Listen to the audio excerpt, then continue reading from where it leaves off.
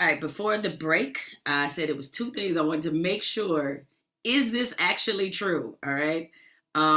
Is it true that you sent in an audition tape for Selma, and Ava DuVernay and Oprah called you within 20 minutes? Is that actually true? That's absolutely true. That is What the hell absolutely was on true. this tape? I know, right? It's crazy. And I gotta tell you, Jamel, it was not my best work. It really wasn't. Like Well, it damn, I hate was to see what happened if you would have given him your best word. He might have called you in 4 minutes. yeah, right. It's so funny because I was at the house and I really didn't have proper facilities to self-tape. It was just kind of like I had to make this tape. I was under a time crunch. I really wanted to put this thing on tape, me portraying John Lewis and Selma. And so I remember taking like this sheet from my bed, like just my bed sheet. I taped it to the wall to create like a backdrop. And I stuck my phone, my iPhone on the dresser in front of me and had my little brother read these lines. And my little brother just, he hates reading with me, just like not his thing. But I made him do it because, I was under a time crunch. And I need to get this tape in. And I gotta say, it was even a little blurry, but what it was is I was so committed to this. I was so committed to John. I had done so much research for this audition. And so, at the time, I remember thinking, I don't care about what the rest of it looks like. I just know that, like, my heart is in this. My heart is in this role. And so I did the audition, sent it to my agents, and I'm not long after I press send, I get a call from my agent, like, Ava and Oprah just watched your tape. And I was like, what? I just sent it. They're like, yeah, they just watched it. Like they want to, they want to meet you. They want to Skype you. So we were using Skype back in the day. We wasn't on Zooms yet. So I was like, okay. So I get on Skype with Ava and Oprah, and they were both in tears. And I just remember thinking, this is just unreal. Ava asked me if I would be a part of this film, and the rest was sort of history from there. But yeah, just an incredibly profound experience for a young actor. Yeah, I can't imagine what it's like to be on a Skype with Oprah and Ava Yeah, yeah, yeah, yeah. It was DuVernay. different. Doesn't happen every day. Doesn't happen every day. The second, is it true that you are named after Stefan Urkel, aka Steve Hey, Urkel, as we know from Family Matters? where did you hear that? I heard. I'm not. No, I'm not gonna give up my source. Okay, but let's just say the source is. I'll give up my source if you tell me it's true Okay, okay. or not true. That is 100% unequivocally true. That is true. So I'm showing my age, but my aunt and my mom were the hugest fans of Family Matters. And so when I was born, my aunt told my mom, "Oh, you gotta name him Stefan. You gotta name him Stefan." And they did. And so every time I watch that show now, I'm like, wow, I'm like the cooler version of Steve. Like, this informs my life. Like, this is telling me who I'm supposed to be. So thank God for that. Yeah, well, the source is you because you actually divulged this. I said it. Okay, You okay, said cool. it on an interview.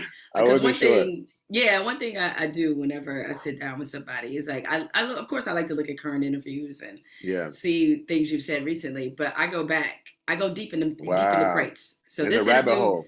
I go down a rabbit hole. So this one was an interview you gave about 6 or 7 years ago. So I was like, Wow. oh, well, look at Wow. this. You Damn, never damn. know. Yeah. So now, true. So true. well, growing up, were you in any way like Stefan Urkel? Were you that smooth with um, the ladies? Like what? I wouldn't say I was that smooth. I would say that the smoothness took some time. You know what I'm saying? Like, that was just as I got older, that took some time. I was maybe a little bit more like Steve when I was younger, and I evolved into Stefan. So Okay, that's all where I'm at right. now. You didn't need a Yeah. machine to like step into. No, no, no, no, no, no.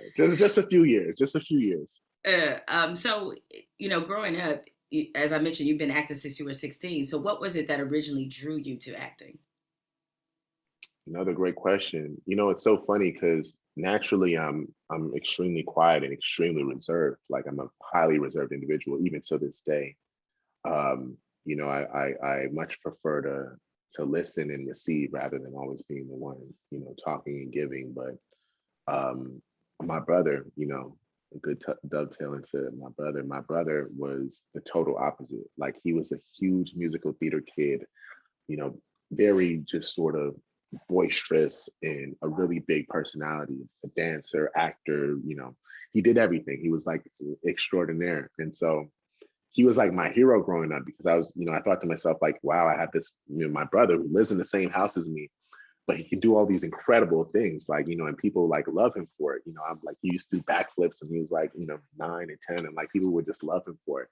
And, just very innately, entertaining without even trying. And so he went to a theater school in high school, and I would always go watch his plays and performances. And I'd always be just like that quiet little brother in the background that would just be there supporting. And everybody be like, "Who's that?" It's like, "Oh yeah, it's my little brother."